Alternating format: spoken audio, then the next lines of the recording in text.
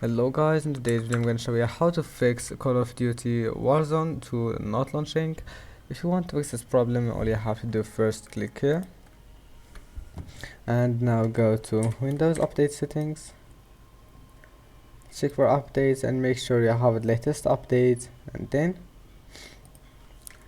go to GeForce Experience,